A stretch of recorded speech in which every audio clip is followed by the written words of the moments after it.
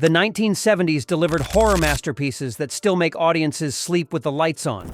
While everyone knows The Exorcist and Halloween, these 10 hidden gems prove the decade's terror went much deeper. Prepare for nightmares you've never experienced.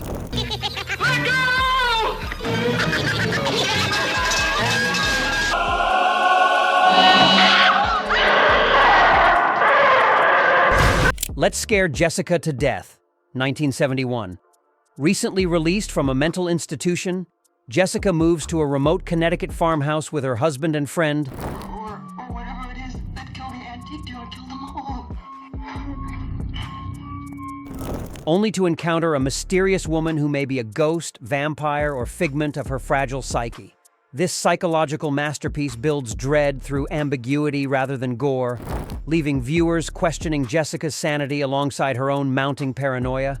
What makes this film genuinely terrifying is its exploration of gaslighting and mental health stigma. Jessica's unreliable narration creates constant uncertainty about what's real, while the rural isolation amplifies every creaking floorboard and whispered voice. Zora Lampert delivers a powerhouse performance as a woman whose grip on reality becomes increasingly tenuous, making every supernatural encounter questionable. The film's low budget actually enhances its effectiveness, forcing reliance on atmosphere and psychological tension rather than elaborate effects.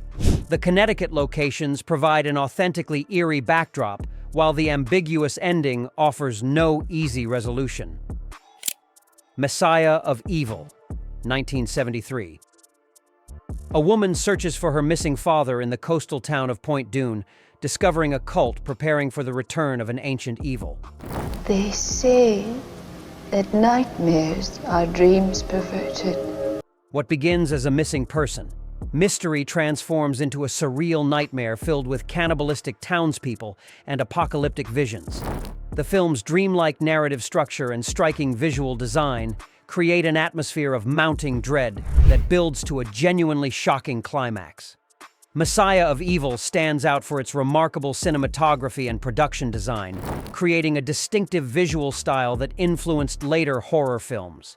The town of Point Dune feels genuinely cursed, with empty streets and abandoned buildings suggesting a community consumed by otherworldly forces.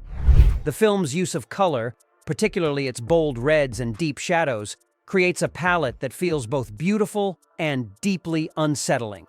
The movie's greatest strength lies in its commitment to sustained weirdness. Characters behave in subtly wrong ways that suggest something fundamentally broken about reality itself.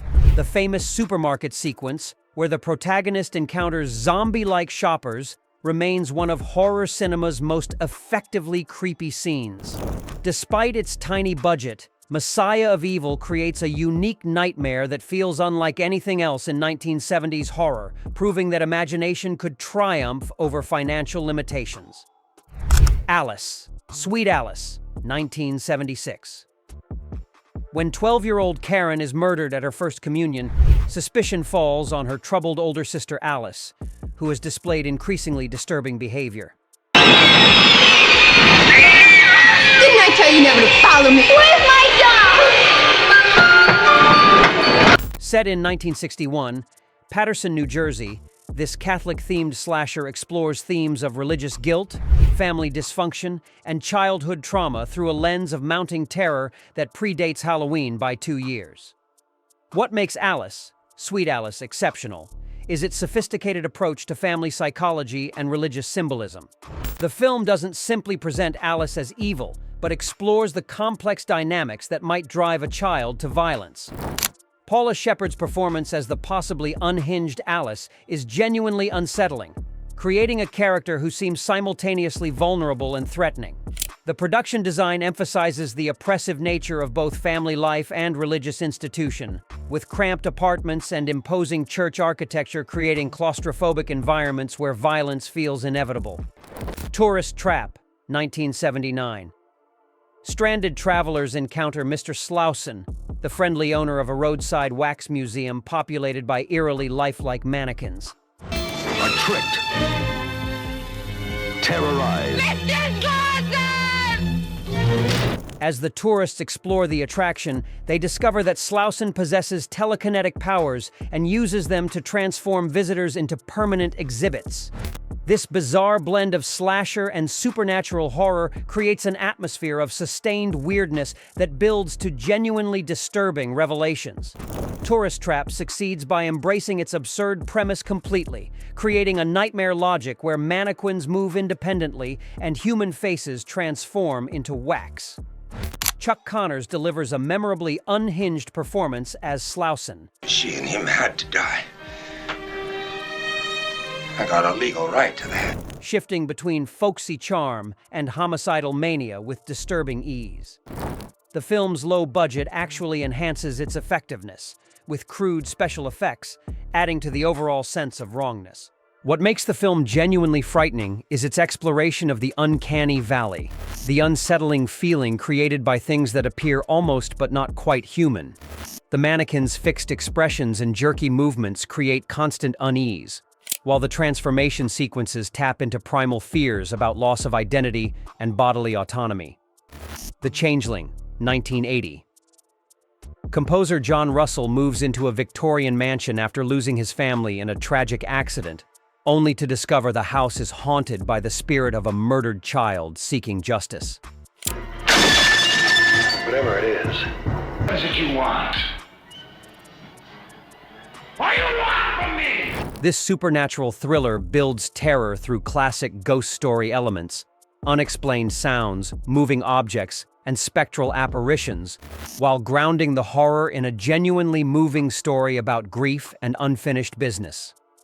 George C. Scott's powerhouse performance anchors the film, bringing gravitas and emotional depth to what could have been a standard haunted house story. His portrayal of a man processing profound loss adds genuine pathos to the supernatural proceedings, making the ghost's quest for justice feel emotionally resonant rather than simply frightening. The production design creates one of cinema's most effectively spooky houses, with creaking stairs, hidden rooms, and period furnishings that suggest decades of accumulated secrets. The film's use of sound design, particularly the recurring motif of a bouncing ball, creates genuinely unsettling moments that rely on suggestion rather than explicit imagery. Black Christmas, 1974. Sorority sisters receive increasingly disturbing phone calls from a mysterious caller during their Christmas break, unaware that the caller is hiding in their house's attic. Hello? What your mother and I must know is, where did you put the baby? You've got the wrong number. What your mother and I must know is... As the obscene calls escalate to violence, the young women find themselves trapped in their own home with a killer whose identity remains hidden until the film's shocking conclusion. Black Christmas essentially invented the modern slasher formula that Halloween would later popularize, introducing elements like the killer's point-of-view shots, the final girl trope, and the use of holiday settings for horrific purposes. Bob Clark's direction builds suspense through careful pacing and atmospheric details, creating genuine tension without relying on gore or explicit violence. What makes the film particularly effective is its realistic portrayal of young women and their relationships, avoiding the stereotypical characterizations that would plague later slashers. Margot Kidder and Olivia Hussey deliver naturalistic performances that make their characters feel like real people rather than horror movie archetypes, increasing the emotional stakes when violence erupts. Dead of Night, 1974.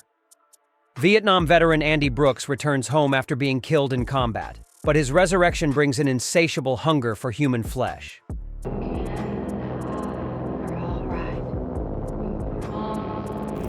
This zombie drama explores themes of war trauma, family dysfunction, and the impossibility of returning to normal life after experiencing ultimate violence.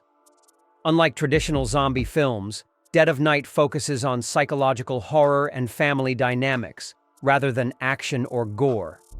What distinguishes this film is its serious approach to zombie mythology, treating Andy's condition as a metaphor for PTSD and the psychological damage inflicted by war. John Marley's performance as Andy's father creates genuine pathos as he struggles to accept his son's transformation while protecting the rest of his family. The film's exploration of how violence changes people resonates beyond its supernatural premise. Bob Clark's direction emphasizes atmosphere over action, building dread through family conversations and domestic settings rather than elaborate zombie attacks. The movie's small-scale approach allows for character development and emotional depth rarely seen in zombie cinema, while its examination of war's long-term effects on both soldiers and families provides contemporary relevance. Let Sleeping Corpses Lie, 1974. Environmental activists investigating agricultural pesticides discover that new sonic pest control devices are reanimating the recently dead, creating zombie outbreaks in the English countryside. This British-Spanish co-production combines zombie horror with environmental messaging, creating a unique entry in the Living Dead subgenre that predates Dawn of the Dead's social commentary. What makes Let Sleeping Corpses Lie exceptional is its sophisticated approach to zombie mythology, providing a scientific explanation for the undead while maintaining genuine scares. The film's environmental themes feel particularly relevant today, with its warnings about technological solutions creating unintended consequences resonating in our current climate crisis. The production benefits from stunning English countryside locations that create beautiful backdrops for horrific events, while the zombie makeup and effects work remains convincing decades later. Jorge Grau's direction balances social commentary with effective horror, creating a film that works both as entertainment and political statement. Children Shouldn't Play with Dead Things, 1972. Theater director Allen leads his acting troupe to a remote island cemetery for a midnight ritual designed to raise the dead, but their mock ceremony accidentally works, unleashing hungry zombies on the isolated group. This early zombie comedy horror hybrid predates similar films by years, combining genuine scares with dark humor that never undermines the mounting terror. What makes Children Shouldn't Play with Dead Things effective is its commitment to building atmosphere despite its minuscule budget. The cemetery locations provide authentically creepy backdrops, while the film's slow burn approach allows character development before the zombie mayhem begins. Alan Ormsby's performance as the arrogant director creates a genuinely unlikable protagonist whose comeuppance feels satisfying. Bob Clark's direction balances comedy and horror expertly, using the theater troupe's dramatic personalities to generate both laughs and tension. The zombie makeup, while crude by modern standards, creates genuinely unsettling creatures that feel more threatening than many big-budget undead. The Night Strangler, 1973. Reporter Carl Kolchak investigates a series of murders in Seattle where victims are found drained of blood, leading him to discover an immortal alchemist who must kill every 21 years to maintain his eternal life. This made-for-TV movie sequel to The Night Stalker combines investigative journalism with supernatural horror, creating a unique blend that influenced countless later works. Darren McGavin's performance as the cynical, persistent Kolchak anchors the film, bringing both humor and genuine determination to his portrayal of a man whose dedication to truth constantly puts him in danger. His chemistry with the supporting cast creates believable relationships that ground the supernatural elements in recognizable human dynamics. What distinguishes The Night Strangler is its urban setting and historical depth, exploring Seattle's underground city while weaving past and present together through the immortal antagonist's centuries-long killing spree. The film's production design creates genuinely atmospheric locations, from the shadowy underground tunnels to the killer's elaborate lair filled with alchemical equipment. Lemora, A Child's Tale of the Supernatural, 1973. 13-year-old Lila receives a letter from the mysterious Lemora claiming her gangster father is dying and wants to see her. Little girl, where are you hiding? If you don't come out, I'll get Lemora. Leading the innocent girl into a nightmarish world populated by vampires, zombies, and other supernatural creatures. This surreal fairy tale horror film creates a unique atmosphere that feels simultaneously dreamlike and deeply disturbing. What makes Lemora exceptional is its commitment to sustained weirdness and gothic atmosphere. The film creates a convincing nightmare world where normal rules don't apply, with characters and situations that feel pulled from dark fairy tales rather than conventional horror.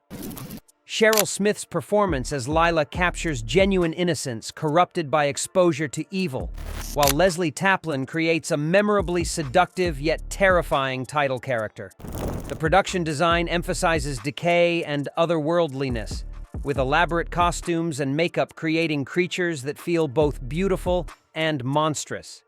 Richard Blackburn's direction maintains a dreamlike quality throughout, using unusual camera angles and pacing to create disorientation that mirrors Lila's journey into the supernatural. Race with the Devil, 1975. Two couples on a recreational vehicle vacation accidentally witness a satanic ritual murder and find themselves pursued across Texas by a murderous cult. Saw somebody murdered. What? Some sort of ritual across the river. A girl got stabbed. They're chasing us.